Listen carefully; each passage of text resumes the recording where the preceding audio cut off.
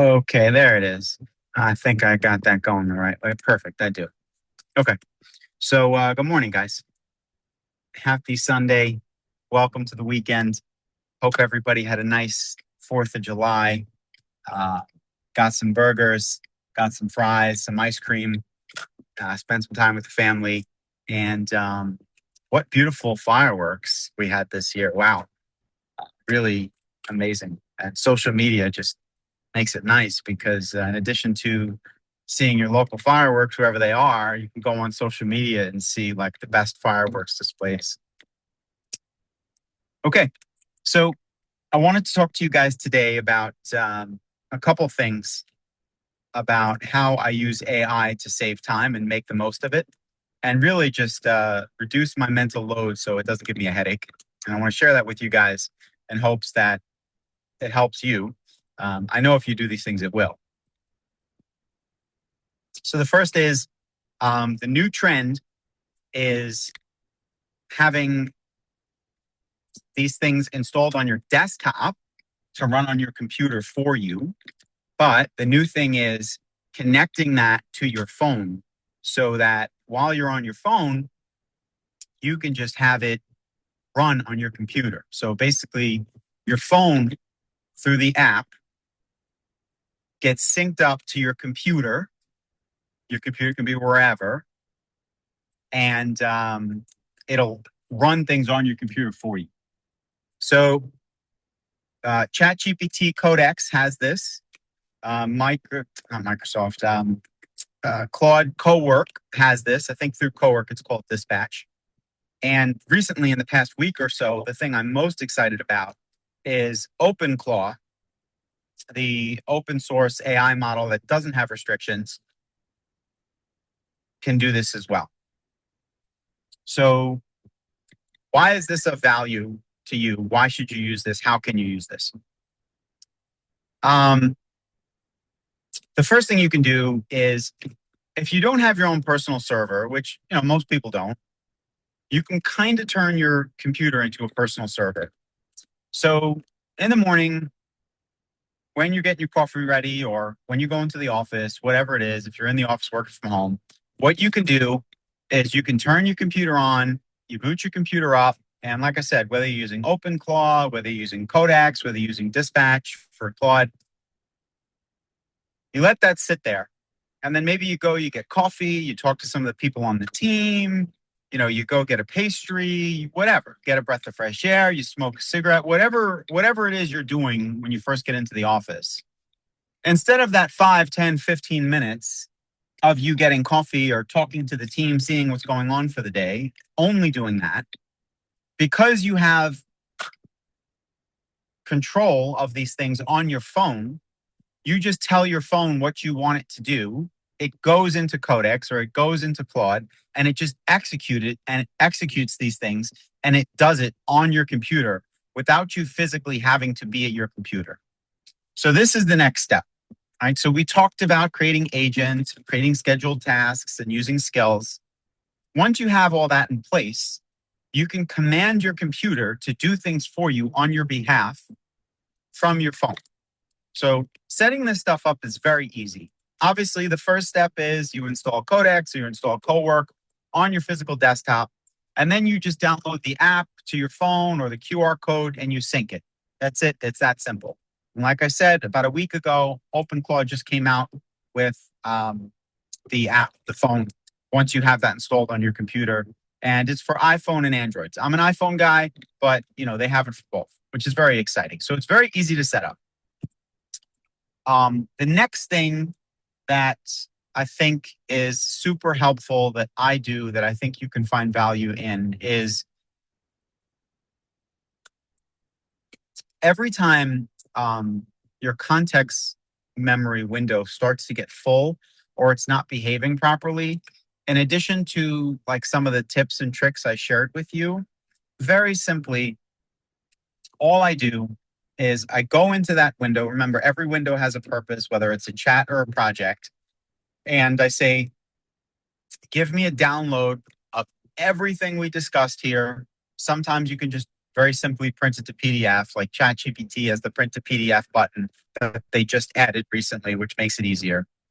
I archive the conversation. So you just right click it on you archive it. So I'll name it, whatever, client chat dot, whatever the date is, health chat, whatever the date is, and then I'll archive it.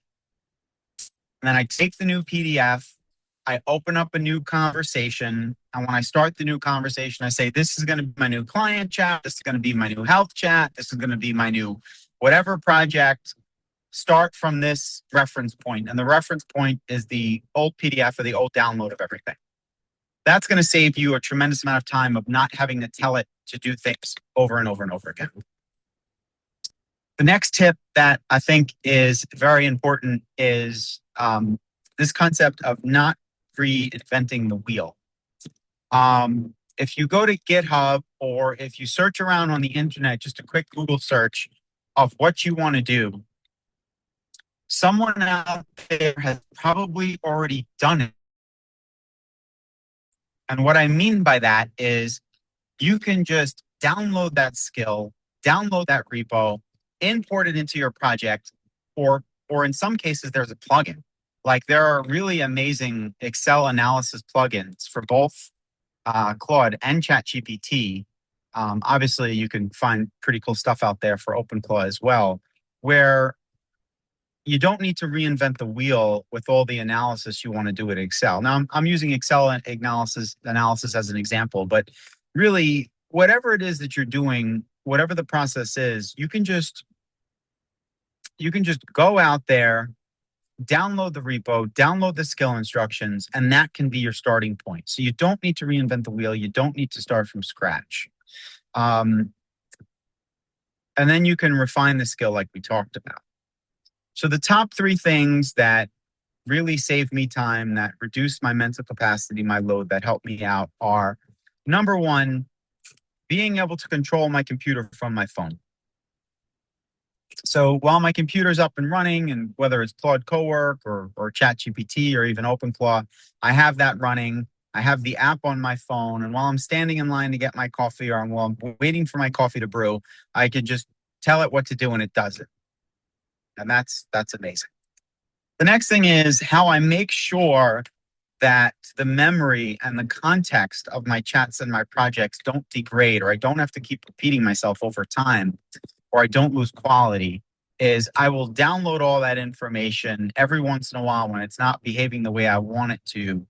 And then I will archive that. So I save all my archives, and then I'll take that PDF or I'll take that download, I'll put it into a new chat as the starting point. So it rereads all those instructions. Now, I don't have to do that very often. It's rare I do that. Probably I do that, I would say maybe once every 3 months or so. And I'm a little more than a casual user. I would say I'm a power user.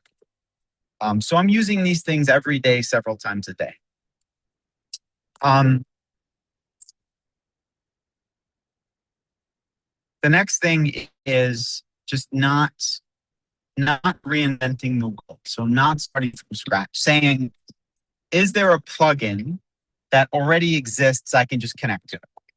And the example of Excel analysis. Is there a skill?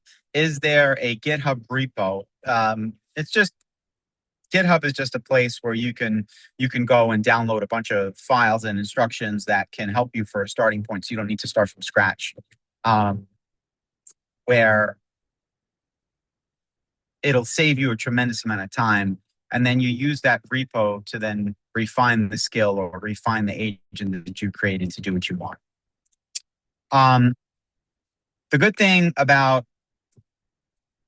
working with the GitHub community is it's a community, and there's a ranking or a rating system. So you can see like how many stars, how many people have, what they have to say, good things, sort of like buying a product on Amazon. Is this a low quality product? Is it a high quality product? How many people have bought it? How many people have used it?